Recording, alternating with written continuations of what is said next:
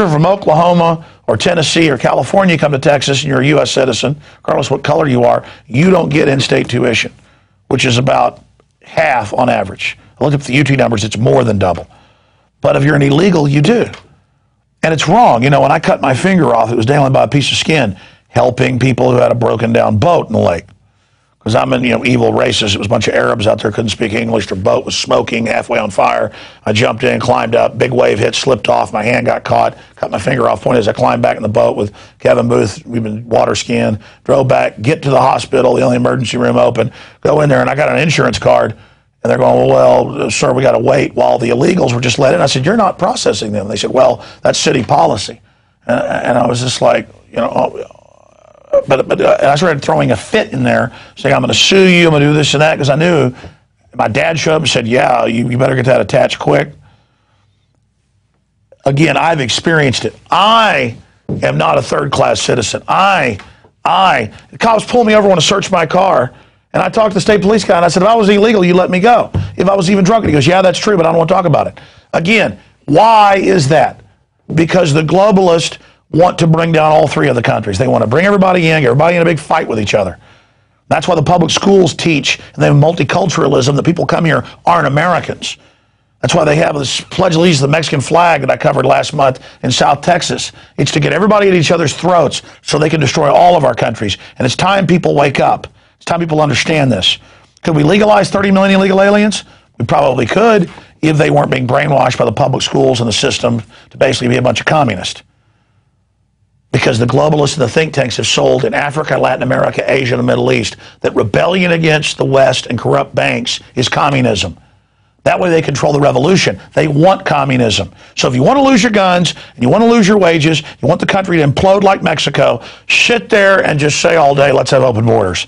And continuing here, the Catholic bishops come out, the 33 Hispanic bishops, and say that it's mean and you don't have a big heart. It's a talking point, like Rick Perry. You think Rick Perry's a good guy?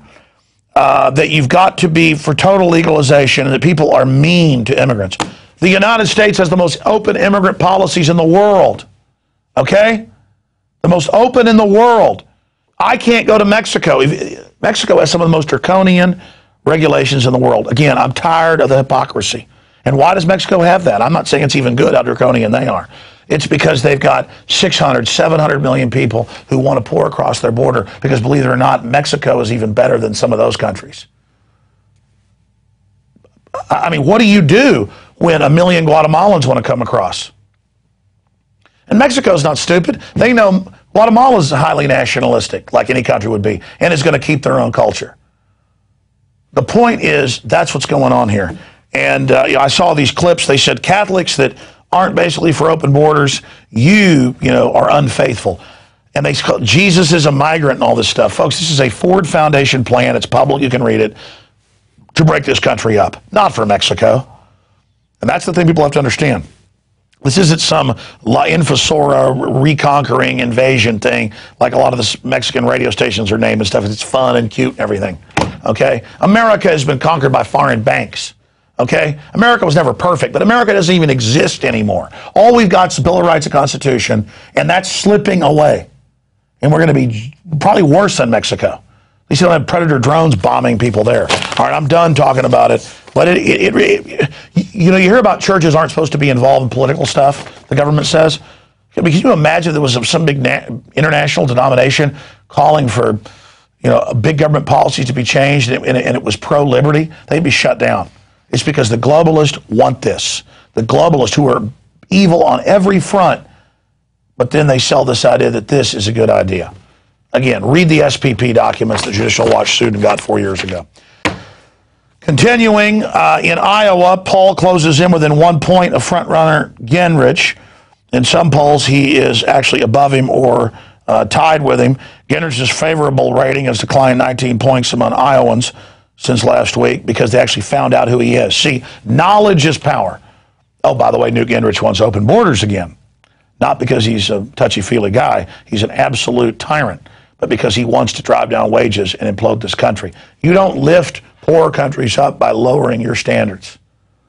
That's been proven through major economic studies. Of course, look at NAFTA and GATT. Al Gore said it was going to be great. Look what it's done to us. Was it great? Mexico's losing most of its jobs to China because China is the bottom, because the Chinese people are absolute slaves. They're good, hardworking people, and nobody's going to compete with them, folks. Nobody can. They'll dump pure toxic waste right in the river their own kids drink because the government says so. While we got more environmental regulations piled on us where our power plants can't even produce carbon dioxide, plants breathe.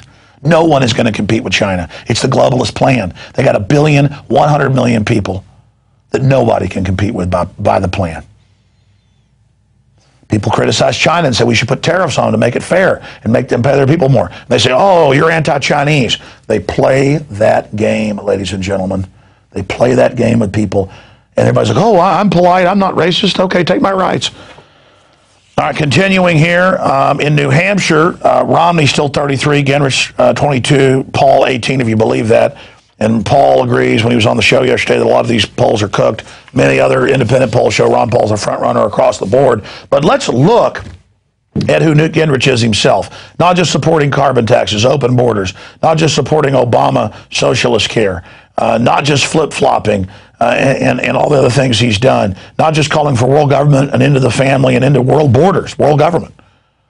Newt Gingrich has said in speeches and in discussions and has proposed, this is being reported on by Politico and a bunch of other politics, Huffington Post as well, quote, the death penalty for marijuana, for possession of marijuana above a certain quantity of marijuana, and yet he is among 100 million Americans who smoke marijuana, MSNBC also reported. Yeah, that's Gary Johnson, who we've interviewed, the former governor of New Mexico, Republican candidate, who's being completely ignored. And yeah, Newt Gingrich is for the total drug war. He's not stupid. He knows the government ships most of it in. He wants to kill you if you smoke marijuana. I mean, that is kooky. That is crazy. That is dangerous. And he calls Ron Paul a kook. I've seen him on the TV for being for the decriminalization. So you don't end up going to jail or having to pay thousands of dollars because at some illegal checkpoint they found some marijuana you have that George Washington smoked. Again, this is the crud. Remember, he wants to kill you if you smoke marijuana. You can't make that up. And then he's an admitted pot smoker in the past. I mean, that just shows you how unbelievably wicked Newt Gingrich is. Now, I have covered Newt and Chong, the hypocrite. We're going to go to break and come back with Wayne Madsen. But first, I want to get to, and we'll roll some of the video before I go to it, this footage that we shot, that Darren McBreen and Rob Jacobson shot. They went down last night to Eric Holder, who I've been talking about, the admitted perjurer before Congress, the admitted person who has been caught shipping guns into Mexico to then blame the Second Amendment, the guy who was intimately involved, the cover-up of what really happened in Oklahoma City. His emails have been made public when he was Deputy Attorney General. This is the guy who's protecting MF Global. This is the guy who knew full well that Corzine did take the money, as you just saw, as the head of the CMT broke down.